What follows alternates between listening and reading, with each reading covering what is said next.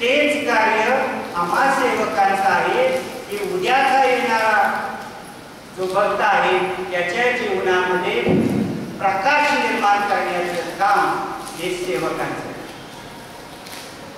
आणि हे कार्य जेव्हा तुम्ही करा त्यामुळेच आपलं जीवन आरतीमय होईल. दादांचं कार्य जेव्हा सुरुवातीच्या काळामध्ये मधुकाकांनी पुढे चालवलं, मधुकाकांच्या बरोबर लोमटे काकांनी ते कार्यात स्वतःला वाहून आज 6 दशक ते कार्य पुढे करत आले. म्हणजे इतरांचं जीवन कल्याणमय होण्याकरताचं जे दादांचं कार्य आहे ते कार्य या जुन्या पिढीतल्या सर्व साधकारी भक्तांनी केले आणि त्याच कार्याची जबाबदारी आजच्या या नव्या सेवकांच्याकडे आलेली आहे. तर आजच्या या शुभदिनी याच्या दिनी आपण का संकल्प करू नये की जे गुरुनी माझं जीवन प्रकाशमान केले त्याच पद्धतीनं मी गुरूंच्या आज्ञेनं म्हणा, गुरूंच्या मार्गदर्शनानं म्हणून किंवा गुरूंच्या फिलॉसॉफीनुसार मी माझं जीवन इतरांचं जीवनाचं कार्य आहे ते इतरांचे जीवन प्रकाशमान करण्यासाठी का करू नये असा आपण प्रत्येक वर्षी काही ना काहीतरी नवा संकल्प विचारात घेऊन आपल्या जीवनाला जर दिशा दिली तर दादांचं कार्य खऱ्या अर्थानं आपण पुढे नेण्यामध्ये एक खारीचा वाटा, एक भाग म्हणून आपण त्या कार्याचा करू.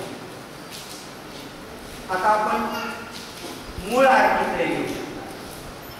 आता ही जी आरती आहे माया जाळी मना गुंतू नको वेळ, ही जी आरती आहे ती मानवी मनाला बोध देण्याचं कार्य. पंतांनी प्राप्त जीवन जगत असताना सामान्य जीवाला, सामान्य भक्ताला प्रपंच करत करत परमार्थ करायचा आणि तो कसा करायचा याचा अपूर्व संगम त्यांच्या कार्यातून दिसून येतो. सामान्य माणसाचं जीवन सोपं कसं होईल, त्याला आनंदात कसं जीवन जगता येईल म्हणून दादांनी ही निराकरण व्यवस्था याची निर्मिती केली आणि येणाऱ्या भक्ताला सर्वात प्रथम सुख, शांती, समाधान आणि तेही कसं प्राप्त होईल याची सर्वात प्रथम तरतूद करून दिली आणि नंतर भक्ती करायला शिकवली आणि भक्ती करून त्या भक्तीला आकार दिला आणि साकार करण्याचं काम या विभूतीने केलं. असं हे कार्य साधकाला म्हणा किंवा जीवाला म्हणा त्या माया जाळामध्ये कसं गुंतवून ठेवतो त्याचं विश्लेषण या आरतीमधून होतं. माया जाळी म्हणा गुंतू नको वेळ, पंतांचं काव्य इतकं साधं आणि सोपं आहे, त्याच्यात कुठल्याही शब्दाचं भांडार नाही. अगदी प्रपंच आणि परमार्थ हे दोन विषय वेगळे असले तरी साधे साधे व्यवहारातले, जीवनातले रोजचे शब्द आहेत. याच्यासाठी वेगळं काही नाही. म्हणजे साधा तुम्ही घेतला की संसार आनंद प्रत्यक्ष आहे आणि त्याप्रमाणे संसारात लक्ष द्यायचं नाही, हे चुकीचं आहे. का तुम्ही म्हणताय पदार्थ दिले संसार आनंद प्रत्यक्ष हा, अरे हा संसार आनंद आहे मग कशाला संसार करायचा, तर तो अर्थ नाही या ठिकाणी घ्यायचा. तर पंतांनी याच्यामध्ये जीवनाची सांगड घालून दिले आणि सोप्या पद्धतीने जीवन कसं जगायचं, कौटुंबिक जबाबदाऱ्या कशा पार पाडायच्या हे त्यांच्या पदातून दिसत. मायाजाळी म्हणजे मी, माझं, माझा, आमचा, आमचे हे एक प्रकारची नात्यांची बीन आहे. त्या अनेक नात्यातून मनुष्य जीवन जगत असतात आणि हे जीवन जगत असताना असा एक काळ येतो प्रत्येकाच्या जीवनामध्ये की काही वेळेस असं वाटतं की हा संसार नको आणि मग हा देऊया सोडून आणि जवळ बाहेर. मग कोण विरक्तीसाठी जातं, कोण वेगवेगळ्या पीठावरती जाऊन तिथेच राहतं आणि संसारातून बाजूला पडतं. तर या गोष्टी कधीही आपल्याला दादाबाबांनी शिकवल्या नाही। दादाने आपल्याला संसार नेमका कसा करावा, त्यात येणाऱ्या अडचणींवर मात कशी करायची ते शिकवले आणि जीवन सोपं करून। तर हा जो माया जाळ आहे, ही मायेची जी वीण आहे ही जाळून टाकली पाहिजे। जसं बीज, कडधान्याचं बीज, घरातल्या गृहिणी ते जास्त दिवस चांगलं राहावं आणि ते टिकावं म्हणून ते बीज तव्यावरती गरम करतात आणि ते ठेवून देतात, म्हणजे भाजतात।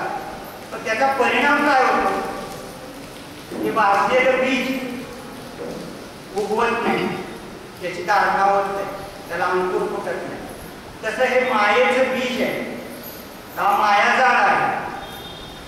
या मायाजाळाला म्हणजे त्या बीजाला जाळून टाकलं पाहिजे आणि प्राप्त जीवनामध्ये आपल्याला जे जीवन मिळाले या जीवनामध्ये आपला जो संसार आहे तो संयमाने केला आणि जेव्हा तो संयमाने करेल तोच परमार्थ आहे, म्हणजेच परम अर्थ। कारण की जीवनामध्ये अनेक विषय आहेत आणि त्यातला एखादा जरी विषय तुम्ही त्या जीवनात घेतला तर आपले जीवन सार्थक होते। कारण की अनेक विषय आहेत त्यात खूप जीवन जगताना अडीअडचणी निर्माण करतात। परवा जेवणाच्या वेळामध्ये तुम्ही टीव्हीचं बटन दाबलं आणि आषाढी एकादशी होती, संत तुकारामांचा पिक्चर लागला, तो अर्धाच मला कुठं बघायला मिळाला। तर त्यामध्ये चित्रण असं होतं की स्वतः संत तुकाराम महाराज त्यांचं घराणं तसं श्रीमंत होतं सुरुवातीला, त्यांच्या घरात धान्याचं कोठारे होते। ज्यावेळी सगळीकडे पृथ्वी होती त्यावेळेस दुष्काळ पडला, त्यांनी स्वतःच्या घरात धान्याची कोठारे खुली करून ते स्वतः सावकारी करत होते। सावकारी करत होते म्हणजे काय, लोकांचं दागिनं घाण ठेवायचं आणि त्यांना पैसे द्यायचे, जमीन घाण ठेवायची आणि त्यांना पैसे द्यायचे, त्यांचे प्रभाव आणि ते सावकारी करत होते। पण सावकारी करताना लोकांच्या यातना, त्यांचे घेतलेले पैसे, त्यांच्याकडून येणारा दुवा याची जाणीव झाली आणि ते उठले, त्यांनी सगळं त्यांच्या ज्या काही लोकांना दिले होते देवाणघेवाणाच्या वया घेतल्या आणि निघाले इंद्रायणी। त्याचा भाव आणि कुटुंबीय धावत पळत आलं आणि म्हणायला लागले तुकाराम महाराज, म्हणजे त्यांना म्हणायला लागले तुम्ही काय करताय, तर काय नाही म्हणजे की हे आजपासून सावकारीचा विषय सोडून देणार आहे आणि हे सगळं मी गंगाजळी इंद्रायणी ते पाहत करणार, मला यापुढे कुणाकडून पैसा घ्यायचा नाही। तर घरातला तो मोठा भाऊ म्हणला, अरे दादा असं केलं तर आपण खायचं काय, जगायचं कसं काय? तर म्हणला ठीक आहे, ते तुझ्या हिश्श्याचं घे, माझ्या हिश्श्याचं मी सोडून देतो। म्हणजे त्यांनी जे काय होतं ते सगळं त्या ठिकाणी शोधलं। लगेच ते भक्त बाकीचे लोक म्हणजे हा वेडा झाला, तुकाराम वेडा झाला। तुकाराम म्हणजे मी भक्तीचा वेडा आहे, हे जे धन तुम्हाला दिले हे धन असं धन दिले भक्तीचं की त्याच्यापासून कोणीही माझ्याकडून घेणार नाही, असं तू मला भक्तीचं दिन दिले, त्याच्यात तू वेडा झाला। त्याच्याही पुढं सावकारी सोडून दिली, ज्यांचं काय घेतलं होतं त्यांना ते परत देऊन टाकलं आणि गेले डोंगरावर, तिथे जाऊन बसले भक्ती करत। 3 दिवस घरी फिरकलेच नाही, इकडे बायका मुलं सगळी वाट बघायला लागली। त्यांचाच एक सहकारी आला आणि सांगितलं की बायको तुमची जेवली नाहीये आणि तुम्ही इथं थांबलाय, सगळी तुमची वाट बघताय। जाणीव झाली, परत घरी आली, ती आवली लगेच अंगावर येईल त्यांच्या की एक तर संसार करा नाही तर संन्यास घ्या म्हटली, या पोरांच्याकडे बघा आम्ही काय करायचं, असा रागा केला। तर ते लगेच नम्र झाले, रागावले नाही काय नाही, आवले म्हणजे तू सांग ते मी करतो। तर ते म्हणजे काय नाही, तुम्ही दुकान टाकत नको म्हणजे दुकान टाकलं तर दुकानात नाही उठून जाते, काय नको, सावकारी नको, दुकान नको, काय नको, मग तू शेती कर म्हणजे। मग लगेच तुकाराम म्हणजे ठीक आहे, मी आजपासून शेतात जातो। गेले शेतात, घेतला नांगर, पेरलं बीज आणि त्या ठिकाणी भरपूर ज्वारीचं रास चांगलं पीक झालं। म्हणजे काय नका करू, तुम्ही शेती करा, त्याच्यातून जे उत्पन्न येईल ते मुलं बाळं सगळी आपण ती खाऊ आणि गुण्यागोविंद करणार.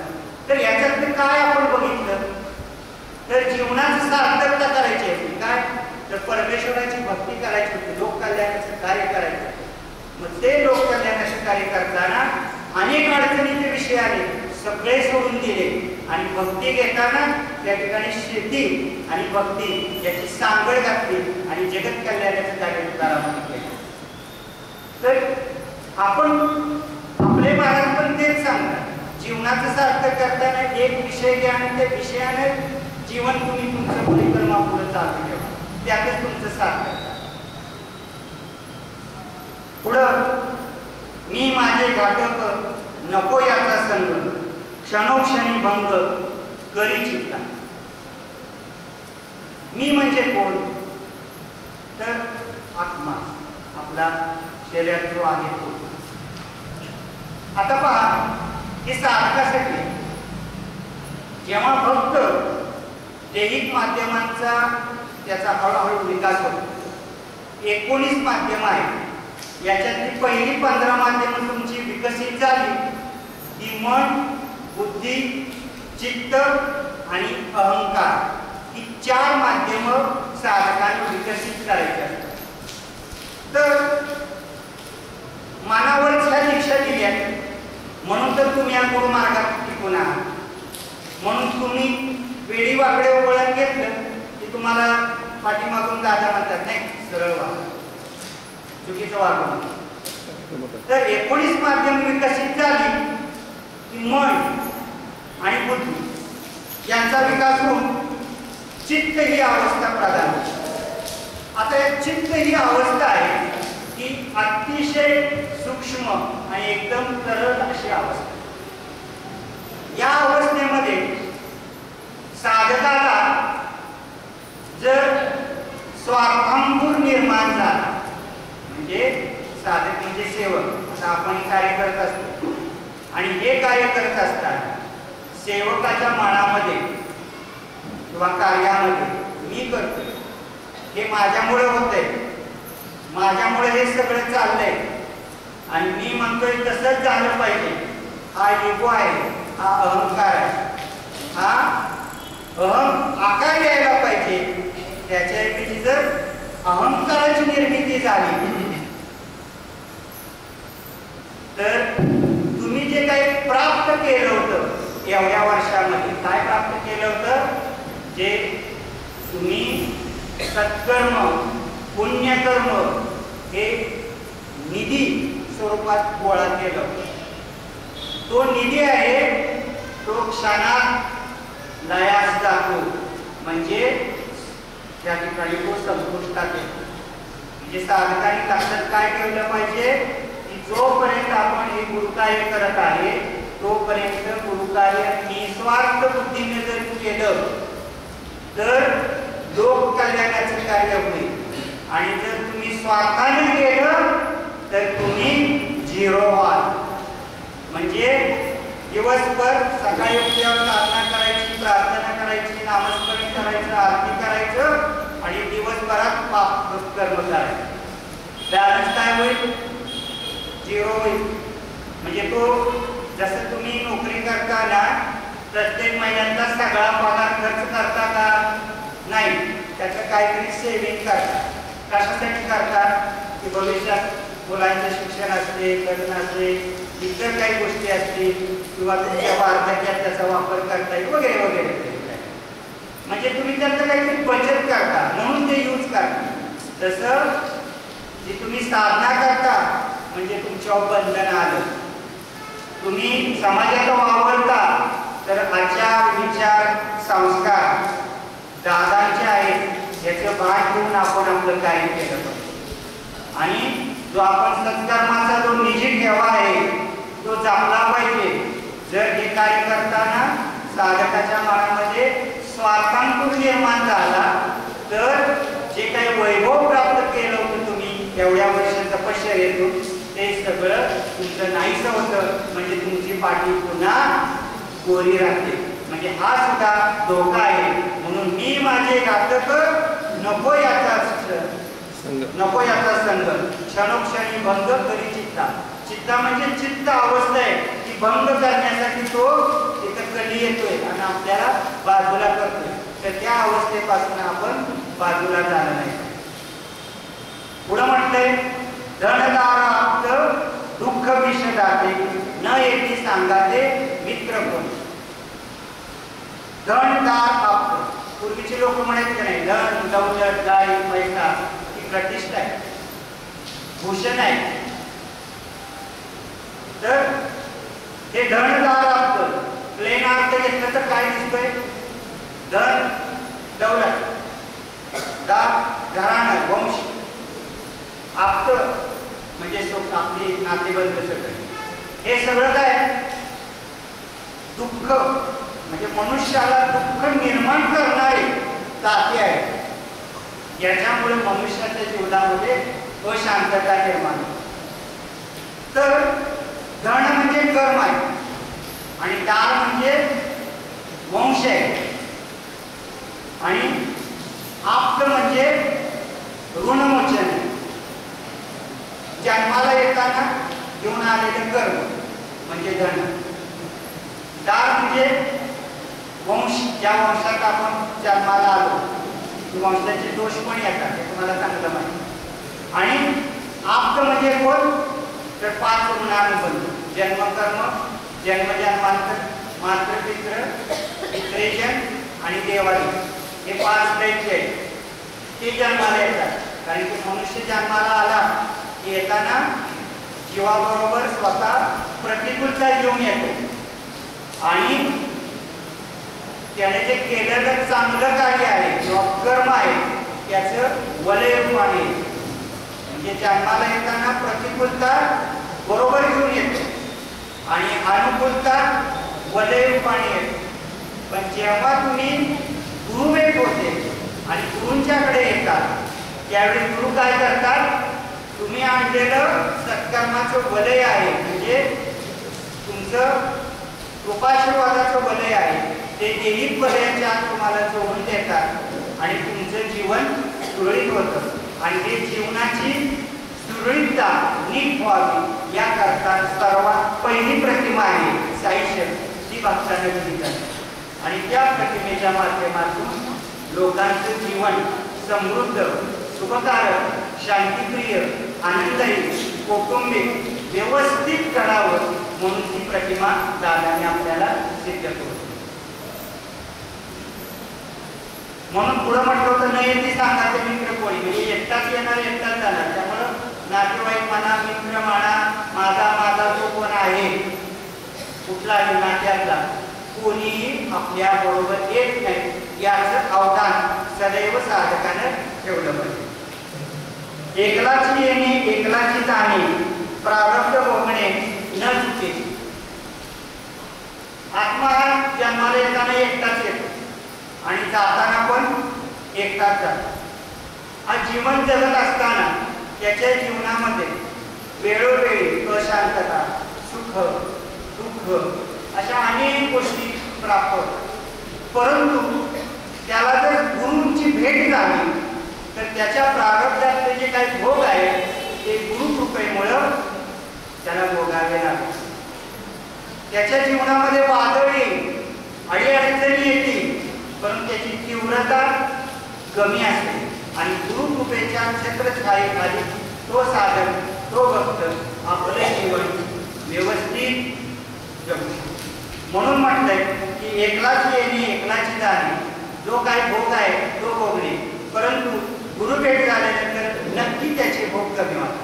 गुरुभेट नाही झाली तर तो साधक आजन्म त्याचे दुःख, त्याची अडचणी, त्याच्या समस्या कायम घेऊन तो जीवन व्यतीत करतात. त्यामुळे आपण लक्ष ठेवलं पाहिजे की आपण किती भाग्यवान आहोत की आपल्याला गुरु भेटले आणि गुरूंच्या कृपेमुळं आपलं जीवन सुखकारक झाले याची जाणीव आपण ठेवली पाहिजे. आणि जीवनामध्ये आपल्याला एक आदर्श जीवन कसं होईल त्याच्याकडे सदैव लक्ष ठेवलं पाहिजे.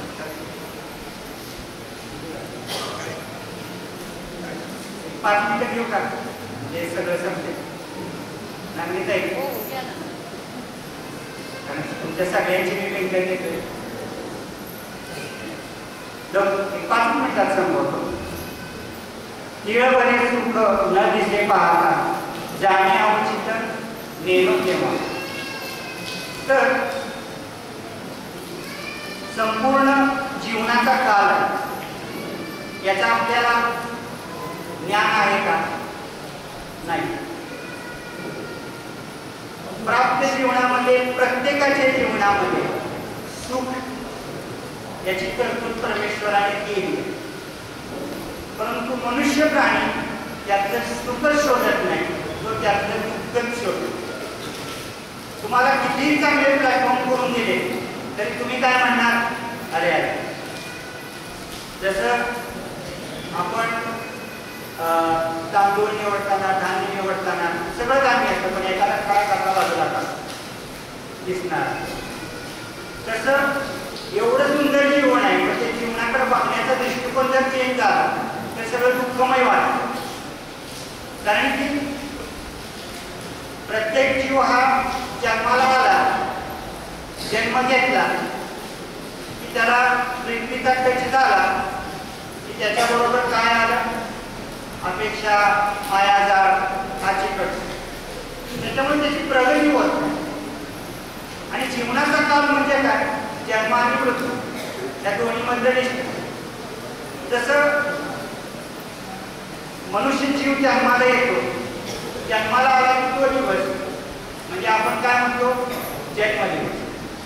आणि गेला म्हणजे पंचतत्वात देह विलीन होतो तो दिवस म्हणजे तो शेवटचा दिवस, पृथ्वीचा दिवस.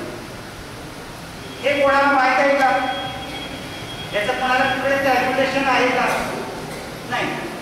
तुम्ही साजरा करता तो जन्मदिवस सुद्धा आपल्याला माहित नसतो. जन्माला आल्यावर आपण पकडतो, पण तो आईच्या गर्भातून तो जीव अगोदरच जन्माला आलेला. आणि प्राप्त जीवन जगत असताना प्रत्येकाच्या जीवनामध्ये आपला शेवटचा काळ आहे, तो सुद्धा मनुष्याला कळतो. परंतु मनुष्य काय करतो? जायच्या ह्या कधीतरी चल हो बाजूला स्वाहा, काय असेल ते मला मिळालं पाहिजे, माझं झालं पाहिजे, मला बाकीचं माहिती, मला सुख मिळालं पाहिजे. आणि त्यामुळे तो दुःखी होतो. आणि जाणे आवश्यक म्हणजे एवढा कालावधी जीवन जगलं तरी तो काय म्हणतो? आलं बोलावून गेलं, कळलंच नाही, औचित्य केलं. जाणे आवश्यकता नेणं केवळ माहीत नाही, अचानक बोलावून आला की अहंता ममता टाकून तात्काळ अंतरीचा मळ दूर टाक. दया, क्षमा, शांती हा परमेश्वराचा धर्म. आणि या धर्माप्रमाणे जर आपण आचरण केलं तर या जीवनातला आनंद आपल्याला घेतो. अहंता मी माझा, ममता माया म्हणजे आपल्या जीवनामध्ये जे काही दोष आलेले आहेत, कोणते त्याला आपण आंतरिकचा बळ म्हणतो. ईर्ष्या, अपमान, द्वेष हा आंतरिकचा बळ आहे. आणि काम, क्रोध, लोभ, मोह, मद, मत्सर ह्या भावना आहेत या मनुष्याच्या जीवनामध्ये अडीअडचणी निर्माण करतात. आणि त्याच्यामुळं जीवनामध्ये आपल्याला स्वास्थ्य लाभत.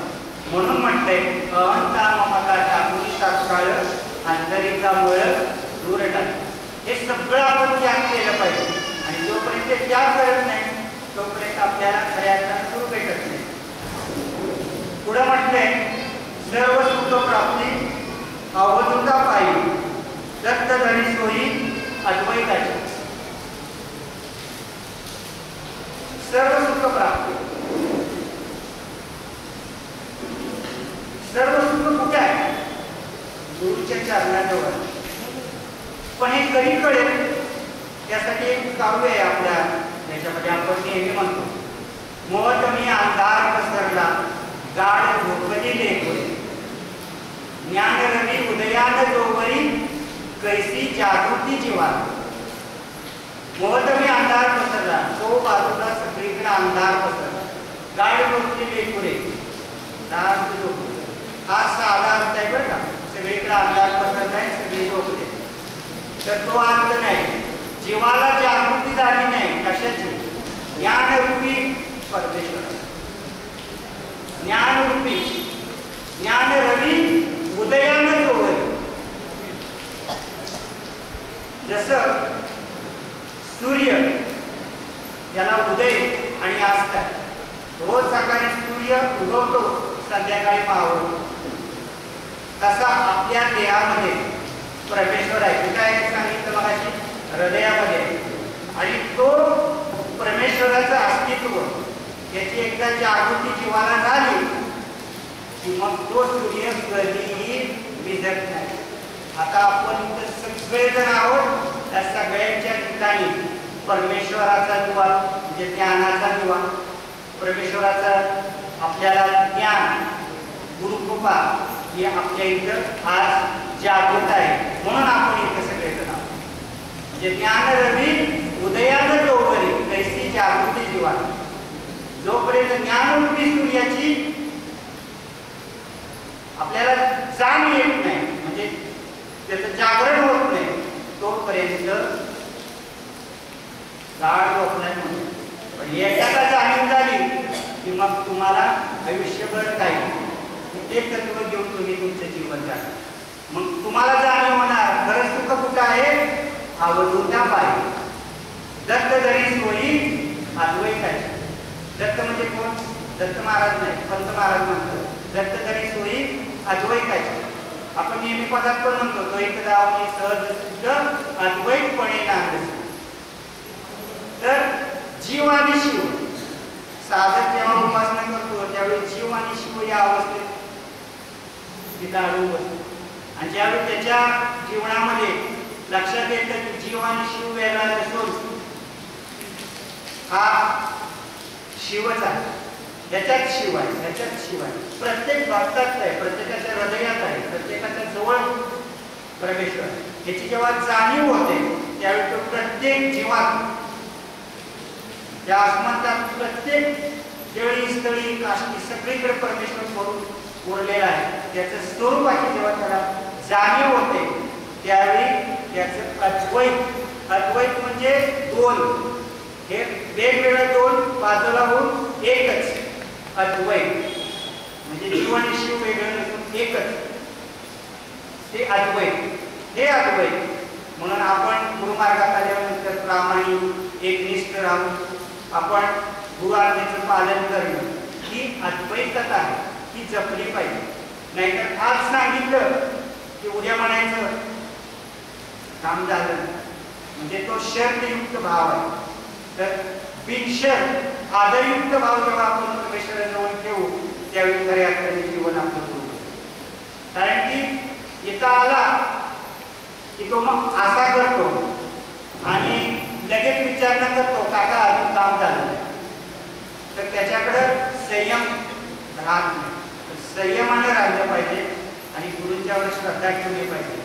त्या क्षणाला तुम्हाला वाटते की सर्व सुख प्राप्ती अवधूता पाहिजे, जगात याच्या व्यतिरिक्त दुसरं काही नाही.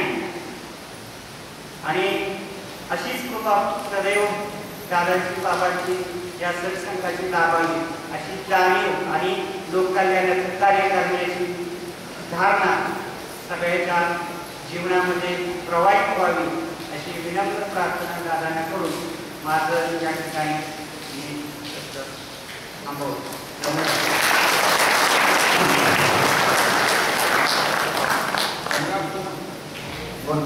आपल्या मनामध्ये जी आपल्या पुढे समोर केली आणि त्याचं समानामध्ये विश्लेषण केलं त्याबद्दल सरांचं धन्यवाद. यानंतर आपल्या सांगली केंद्राच्या सेविका आपल्या गुरुबहिणी डॉक्टर स्वरूपा यांचं या ठिकाणी मनोगत व्यक्त होणार आहे. त्यांना विनंती करतो आणि आपल्या मनोगत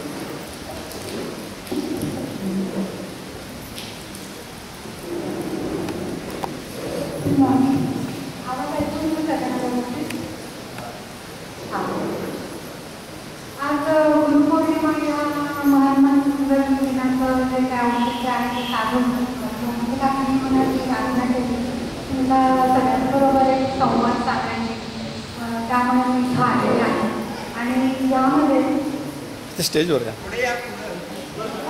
मला जर प्रश्न विचारायचा शूटिंगला आहे. नाही ऐकू येते सगळ्यांना वरती या वरतीच येतो नाही असं तिथून विचारू शकता ना शूटिंगला बरोबर आहे तुमचं कॅप्चर बरोबर होईल.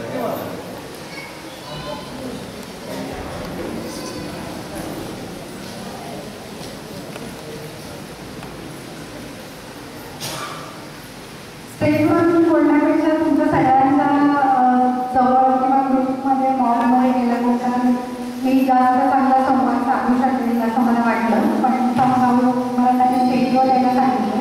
काकांच्या आज्ञेनुसार मी दादाबाबांच्या कृपेने या बोलायला सुरुवात करते आहे. बऱ्याचदा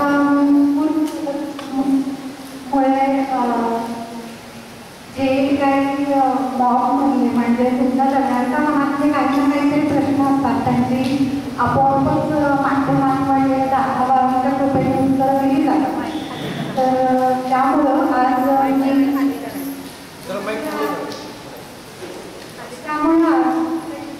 खाली खाली हां त्यामुळे आज मी जे काही दादाबाबांच्या कृपेने इथं बोलायसाठी आलेले आहे त्या विषयात सुरुवात करते.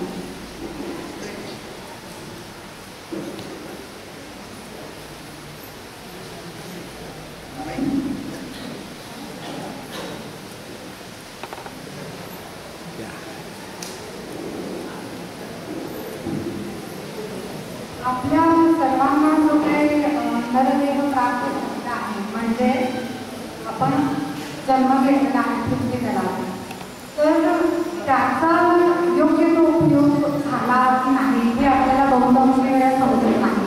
म्हणजे नरदेहाचं जे काही सार्थक होणं आहे ते खूप गरजेचं आहे. यामध्ये आपल्याला जर देह प्राप्त झालेला आहे त्याचा उत्तम असा उपयोग करून घ्यायचा असेल तर आपल्या दैनंदिन जीवनामध्ये साधना आपण रेग्युलरली केली पाहिजे. बऱ्याच वेळा असं होतं की आपण एक कंपल्शन म्हणून नाहीतर बंधन म्हणून साधना करायला जातो. तर तशी न करता जेव्हा आपण काया वाचा आणि मन या तिन्हीच्या एकत्रित होण्याने जे साधना करतो त्यामुळं पुण्यकर्माची प्राप्ती आपल्या सगळ्यांना होते. मग साधनेचे दोन प्रकार आहेत ते म्हणजे आपण वैयक्तिक साधना करतो आणि दुसरा प्रकार म्हणजे सामूहिक साधना करतो. बऱ्याच वेळा तुम्हाला सांगितलं जातं की तुम्ही केंद्रावर रेग्युलरली उपस्थित राहून सामुदायिक साधना करा. मग ह्यामागे कारण असं आहे की सामुदायिक साधनेने तुमच्या सगळ्यांच्या ऊर्जेमुळं जे काही तुमच्या पेशीमध्ये द्रव्य असतो त्याचं नाव आहे सायटोप्लाझम. त्या सायटोप्लाझमचं जे काय आहे ते रूपांतर एक्टोप्लाझममध्ये होतं. आता हा अतिशय तरल पदार्थ म्हणजे अतिशय पातळ पदार्थ असतो जो तुमच्या बरोबर ब्रह्मरत्नाच्या वरती साधनेने त्याचे स्तंभ वगैरे सुरुवात होतात आणि वातावरणातली अतृप्त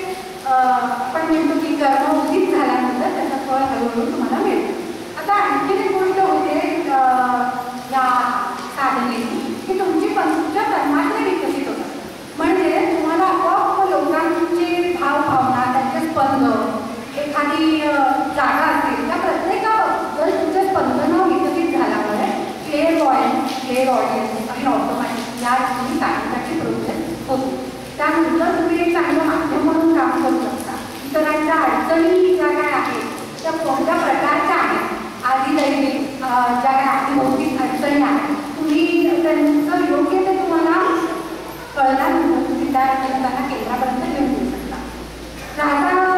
राहिलं आणखी एक महत्त्वाची गोष्ट जी आहे ती ह्या सगळ्या साधनेमुळे होती की सगळ्यात इम्पॉर्टंट म्हणजे तुमचं माध्यम तुम्ही प्युरिफाय व्हायला सुरुवात होता. आणि जेव्हा ते माध्यम अतिशय प्युअर होतं तेव्हा तुमच्या अगदी वाणीमधून, तुमच्या स्पर्शामधून, म्हणजे आता डॉक्टर असल्यानंतर आपण जे तपासतो म्हणजे हात लावतो त्यातूनही दादाबाबांच्या कृपेने ती जी काही साधनेची वलय आहे ती त्या प्रत्येक व्यक्तीकडे लागते. तर तुम्ही म्हणता की हा ठीक आहे, तुम्ही डॉक्टर आहे, तुम्ही हील करू शकता, आमचं काय. तर जेव्हा तुम्ही ही साधनेची पूजा घेऊन इतरांच्या मिसळता, म्हणजे कोणताही कार्यक्रम असतील किंवा तुमच्या जॉबचं ठिकाण असतील किंवा बाजारात सुद्धा जर तुम्ही जात असाल तर ती ऊर्जा तुमच्या निव्वळ त्यांच्यामध्ये मिसळण्याची जाते. म्हणजे दादाबाबांनी हे पुढचं कार्य इतकं हायटेक करून ठेवलेलं आहे की तुम्ही प्रत्येकाने वेगवेगळ्या रीतीने तुमचं जो पण काही प्रोफेशन असेल त्यातून ही ऊर्जा प्रवाहित होईल. दुसरी गोष्ट म्हणजे आपण बघतो की आता पूर्वीसाठी जी काही पालेभाज्या किंवा फळं आहेत ती चविष्ट नसतात, ती टिकत नाही, त्याच्यावर केमिकलचा मारा आणि फवारा केला जातो. तर दादांनी ही व्यवस्था करून ठेवलेली आहे की तुम्ही जेव्हा साधनेनंतर जमिनीवर पाणी घेऊन उतरता तेव्हा तुमच्या माध्यमातून ही सर्व स्पंदनं भूमी धारण करते. म्हणजे भूमीचंही शुद्धीकरण करायचं काम जर तुम्ही करू शकत असाल तर एक सिद्ध माध्यम म्हणून छोट्या छोट्या प्रत्येक गोष्टीचं सोल्युशन दादांनी साधना ह्या एकच गोष्टीमध्ये अंतर्भूत केलेला आहे. आता साधनेचे जरी 3 प्रकार असतील की ओंकार साधना आहे, आरती साधना आहे, मुलाखत साधना आहे, तर त्यापैकी जे काय असेल म्हणजे ते अगदी मनापासून अटेंड करणं. कारण केंद्रावर आणखी एक फायदा होतो की तुमच्या घरी जेव्हा पण तुम्ही जे काही उपासना करता किंवा साधना करता तर ती तुमच्या समोरच्या प्रतिमांमध्ये ग्रहण केली जाते आणि तुमच्या प्रत्येक पुढच्या पिढीला हा वारसा त्यांच्याकडे प्राप्त केला जातो.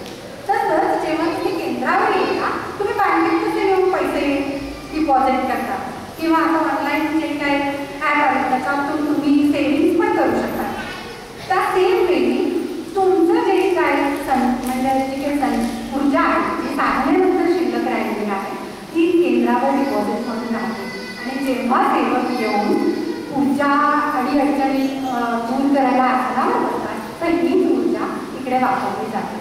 तर माझी अशी रिक्वेस्ट आहे की फक्त स्वतःपुरताच विचार न करता आपण आज दादाबाबांच्या कृपेने एक माध्यम म्हणून आपल्याला निवडलं गेलं तर त्यातून समाजाची आणि इतरजणांच्या कल्याणाचा जो काही विषय आहे तो आपण केला तर आपल्या पुढच्या पिढीला त्यातून खूप चांगला जो काय आहे तो दादांचा प्रसाद मिळू शकतो. लोमटे काकांनी आज मला गुरुपौर्णिमेची संधी दिली ती बोलण्याची, त्याच्यासाठी मी काकांचे आभार मानते आणि माझ्या छोट्यासा मनाला सांगते.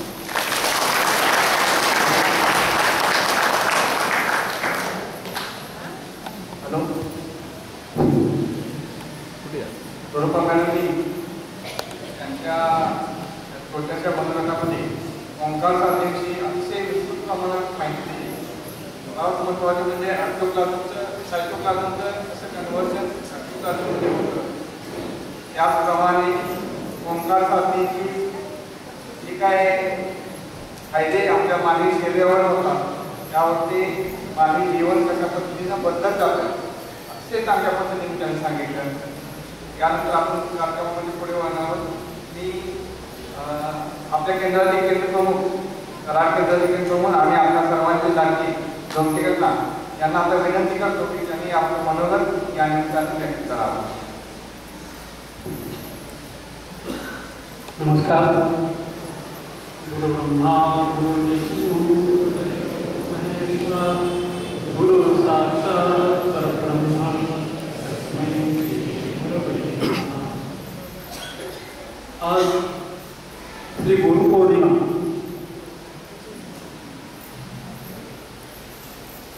तर या गुरुपौर्णिमेच्या आपल्या सर्वांना मी शुभेच्छा देतो. हा जो सण आहे गुरुपौर्णिमा हा सण प्रत्येकाच्या जीवनामध्ये एक अमूल्य असं हा क्षण आहे. आपल्याला कृष्ण दादा यांचे सगळे गुरु लाभले हे आपले महत्त्वाचं भाग्य आहे. तर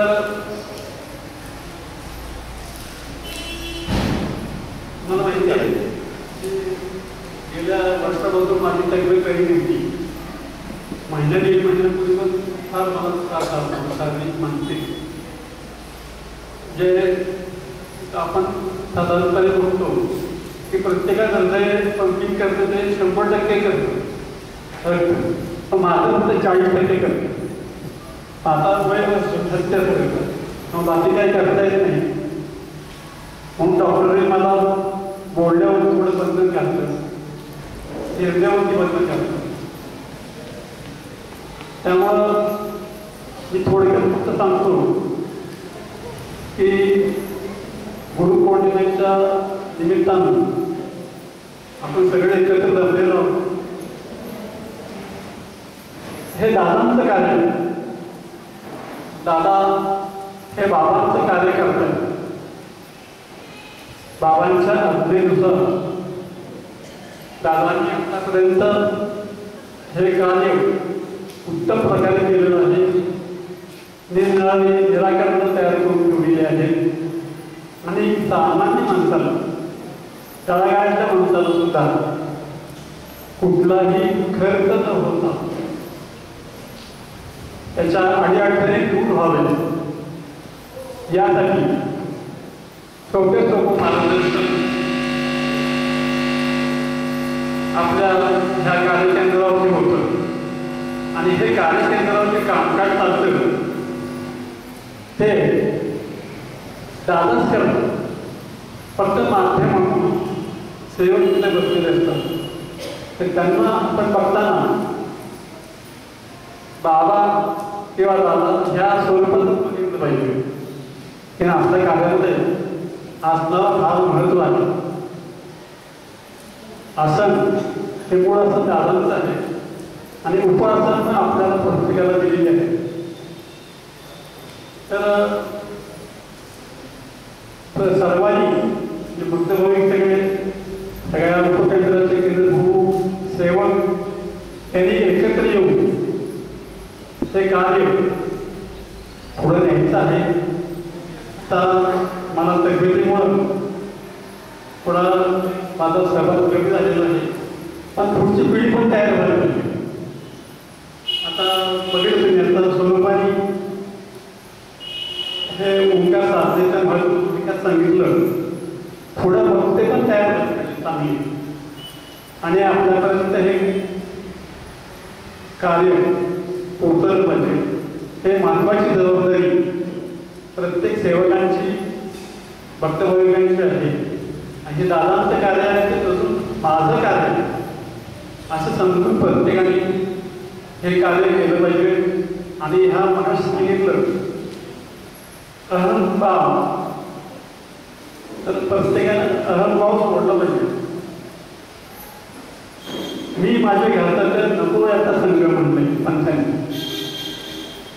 मी पणा सोडलं पाहिजे. आणि हे जे कार्य करत होते ते त्यांच्या कृपेने होते, मी काही करत नाही ही भावना घेऊन प्रत्येकाने या कार्यामध्ये झोकून दिलं पाहिजे. तर हे दादांचं कार्य पुढे अनेक वर्ष चालेल आणि प्रत्येक म्हणजे आपल्या भारतातच नाही, जगातल्या प्रत्येक ठिकाणी लोकांना थोडक्यामध्ये हे कार्याचा लाभ होईल. आत्ता आपल्या कार्यामध्ये अमेरिका, कॅनडा, वॉशिंग्टन या ठिकाणी उपकेंद्र आपण काढलेले हे कार्याचे. आणि मोबाईलवरती आपण त्यांचं कन्सल्टेशन करतो. त्यामुळं हे कार्य जगामध्ये पोहोचलं पाहिजे. असं कार्य कुठेही अन्य तुम्हाला बघायला मिळणार नाही. विश्वासामध्ये निरपेक्ष भावनेने हे कार्य चालू आहे. तर माझे जे काही मनोगत आहे ते मला बोलायचं कमी असल्यामुळं मी आवेदन सांगतो. तुमचा मुलगा आहे माझं जे